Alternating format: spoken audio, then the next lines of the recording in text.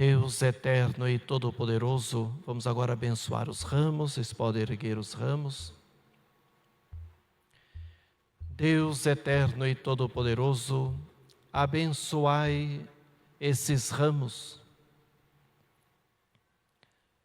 para que, seguindo com alegria o Cristo nosso Rei, cheguemos por Ele à eterna Jerusalém, por Cristo nosso Senhor. Amém. O Senhor esteja convosco. Ele está no meio de nós. Proclamação do Evangelho de Jesus Cristo, segundo São Lucas. Glória a vós, Senhor.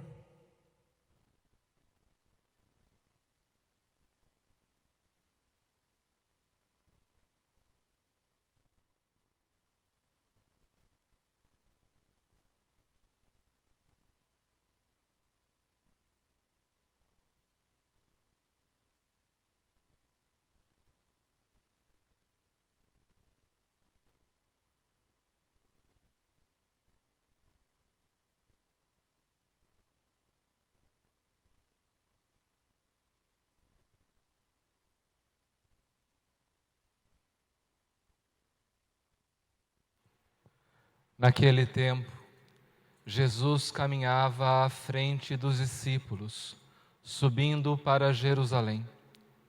Quando se aproximou de Betfagé e Betânia, perto do monte chamado das Oliveiras, enviou 2 de seus discípulos, dizendo: Ide ao povoado, ali na frente, logo na entrada encontrareis um jumentinho amarrado, que nunca foi montado.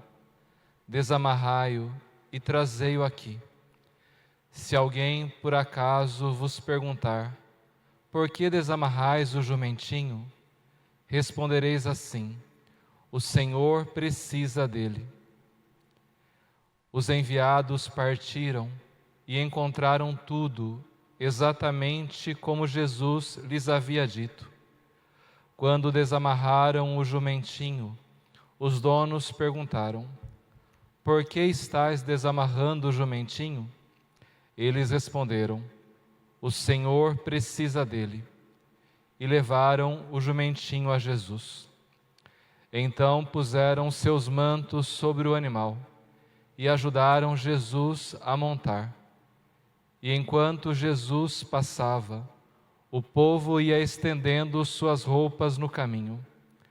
Quando chegou perto da descida do Monte das Oliveiras, a multidão dos discípulos, aos gritos e cheia de alegria, começou a louvar a Deus por todos os milagres que tinha visto. Todos gritavam: Bendito o Rei que vem em nome do Senhor. Paz no céu e glória nas alturas. Do meio da multidão, alguns dos fariseus disseram a Jesus: Mestre, repreende teus discípulos.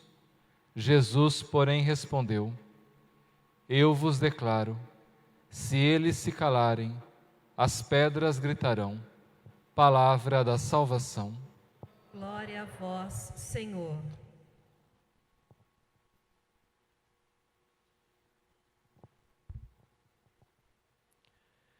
Meus irmãos e minhas irmãs, imitando o povo que aclamou Jesus, comecemos com alegria nossa procissão de entrada.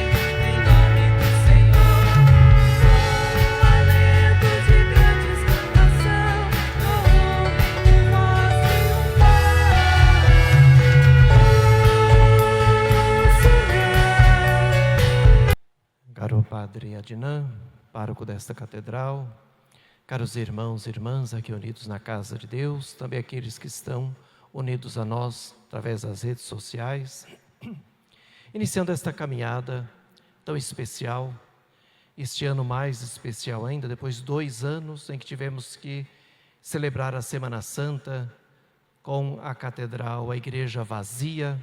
Vocês não podem imaginar o que é fazer todas essas celebrações da Semana Santa numa catedral completamente vazia.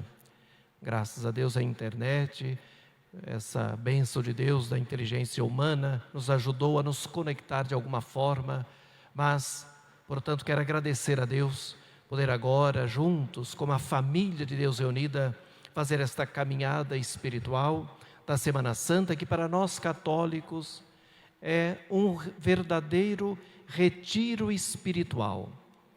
Por isso se chama Semana Santa. Não é uma semana qualquer, ela é santa, ela deve ser santificada. É uma semana especial de reflexão, de oração. Infelizmente, agora pelo calendário, muito lugar iam fazer até carnaval nessa semana, não é? O bispo entrou no meio e foi aquela confusão, uma cidade lá do Nordeste. Enfim, como estamos, né, descuidando do essencial da nossa vida espiritual. E essa semana, portanto, de retiro, ela começa com esta celebração de hoje, acompanhando, né, a cronologia, os momentos como o Evangelho nos narra da vida de Jesus. Ele começa chegando a Jerusalém e chega de maneira humilde, sobre o jumentinho, mas de maneira triunfal. Cantando com os ramos, bendito que vem o Rei de Israel, etc., Hosana nas alturas, mas sempre me incomoda a leitura deste fato, é saber que aquela mesma multidão que hoje gritou, bendito que vem em nome do Senhor, Hosana, essa mesma multidão, como acabamos de ouvir no Evangelho, quando chega na sexta-feira, vai dizer, crucifica-o, e entre o Barrabás, o bandido, e Jesus, vão preferir o bandido, sei lá por quê ou como, o que aconteceu ali? Essa é a condição humana, essa é a nossa natureza, caros irmãos e irmãs. Uma hora estamos para Deus, outra hora contra, uma hora estamos bem, outra hora já não estamos. Queremos fazer o bem, como diz Paulo. São Paulo escreveu, em mim parece que há 2 pessoas, quero fazer o bem e acabo fazendo o mal, não quero fazer o mal e faço. É o retrato de todos nós, de cada um de nós. E caros irmãos e irmãs, e nós então vamos desanimar, cair no pessimismo. E olha que a tentação hoje, sobretudo com a pandemia, e agora para coroar vem uma guerra estúpida, toda guerra é estúpida. E isso causa em nós, portanto, um pessimismo ainda maior. Eu me lembro durante a pandemia, muita gente amiga que eu conheço chegou e disse, Dom, será que é o fim do mundo? Não é um sinal de que é o final dos tempos, não é? De tão... Caros irmãos e irmãs, sempre a nossa condição humana temos esses momentos difíceis, mas, ou acabamos de ouvir no Evangelho, essa enxurrada, e vamos ouvir agora a semana toda também o relato da paixão na Sexta-feira Santa, esta enxurrada de maldade humana que vai se despejar sobre Jesus. Tudo que há de ruim parece que ali de fato se despejou sobre ele, todo tipo de sofrimento, de dor, uma enxurrada de mal sobre Jesus. Ele carregou sobre si as nossas dores, Ele tomou sobre si as nossas dores e põe dores, todas as dores humanas, todo o sofrimento ali de Jesus. Primeiro, mais visível, esse sofrimento físico, toda a paixão, aquela maldade, enfim, essa dor, até a morte. Mas outras dores da alma de Jesus, na parte humana de Jesus, a dor espiritual, quando do alto da cruz diz: meu Deus, por que me abandonastes? Quem nunca na vida disse essa frase? Ou quem nunca pensou, ou pelo menos nunca sentiu? Sabe aquele momento que você se sente sozinho? Naquela sua dor profunda, naquela dificuldade que você passou na vida, aquele momento terrível. E você ali de alguma forma, você gritou a Deus: meu Deus, por que eu estou nessa situação? Por que o Senhor não faz nada? Por que o Senhor não me tira dessa situação? Pois Jesus, acabamos de ouvir, disse esta oração que é um salmo. E não foi uma frase de efeito. Quando Jesus diz: meu Deus, por que me abandonastes? Que foi cantado no salmo. É porque de fato ele estava sentindo. Naquele momento, Jesus homem, a parte humana de Jesus, o abandono, a solidão, que sofrimento. Sem falar na traição, na decepção com as pessoas. Todos nós, ao longo da vida, em algum momento, se decepciona com alguém. Se decepciona com o marido, decepciona com a mulher, decepciona com o padre, com o bispo, se decepciona com o filho, decepciona com o neto. E se decepciona com filho e neto e vai alargando, imagina o resto, não é? Quantas decepções. E Jesus, que decepção, começando pelos próximos. Quem traiu Jesus? Quem o vendeu por 30 moedas? Não foi o inimigo. Não foram os romanos lá, o sinédrio dos judeus, os sumos sacerdotes, não. Foi um apóstolo. Um apóstolo que não entrou como espião no grupo, não. Ele foi convidado por Jesus, foi chamado por Jesus. E ele caminhou os 3 anos ali com os outros, os apóstolos, com Jesus. Ele ouviu os sermões de Jesus, ele viu os milagres de Jesus, ele comeu à mesa com Jesus. Esse traiu Jesus. Que dor, certamente no coração de Jesus, essa decepção. E todas as outras, depois Pedro vai negar, enfim. E o que Jesus faz?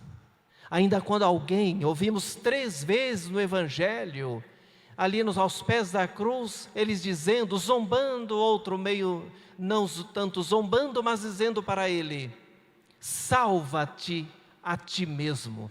3 vezes a frase aparece. Dos sumos sacerdotes, depois do soldado, depois não sei quem, pode ver depois. 3 vezes, salva-te a ti mesmo. E Jesus não vai salvar-se a si mesmo, porque Ele veio não para salvar a si mesmo, mas para se doar, dar a vida, nos salvar. E nesse nos salvar, Ele começa nos perdoando. Ali, naquele momento, diante dessa enxurrada de mal, Jesus, Pai, perdoa-lhes. O perdão de Jesus. E mais, Jesus ainda faz de advogado, defendendo a nossa causa. Olha que coisa tremenda. Nós ali os errados, matando Jesus, e Ele do alto da cruz ainda defende a nossa causa, dizendo: eles não sabem o que fazem. Nos defendendo da nossa culpa, nosso erro, e não sabemos mesmo. Não sabemos. Caros irmãos, São Tomás de Aquino diz que a gente só peca porque a gente acha que o pecado é certo, é bom. Pode ver, todo erro. E por que a gente erra e persevera e faz o erro? Porque a gente acha o erro bom. E, geralmente, não é? O pecado, a coisa errada, parece que atrai mais, às vezes até do que a virtude. Seja como for, Jesus nos defende, eles não sabem. Eles se enganam, eles erram, eles não enxergam, eles não sabem, eles não conhecem, eles são ignorantes. Ignorante no sentido, eles ignoram o bem, eles ignoram a verdade, eles ignoram a profundidade das coisas, ficam na superfície, eles ficam nas emoções. Pai, perdoa-lhes. Caros irmãos e irmãs, que nesta Semana Santa, cada um possa fazer uma boa revisão de vida, fazer dessa semana um momento de oração, de aproximação do Senhor. Este Deus que veio nos dar a vida e de repente, que é a Páscoa, vida nova, tudo vai terminar, tudo isso agora para terminar na Páscoa. Vida, ressurreição. E cada um se pergunte, talvez esteja faltando vida na sua vida. Talvez a sua vida esteja meio esvaziada. E tenho certeza, em todos nós aqui, a começar de mim, está faltando vida. Todos nós temos aqueles ângulos vazios da nossa vida, da nossa existência, que precisam ser ressuscitados. E é isso que nós queremos nessa caminhada dessa Semana Santa, chegar até a Páscoa, a ressurreição, a vida que vence a morte e o mal. Amém.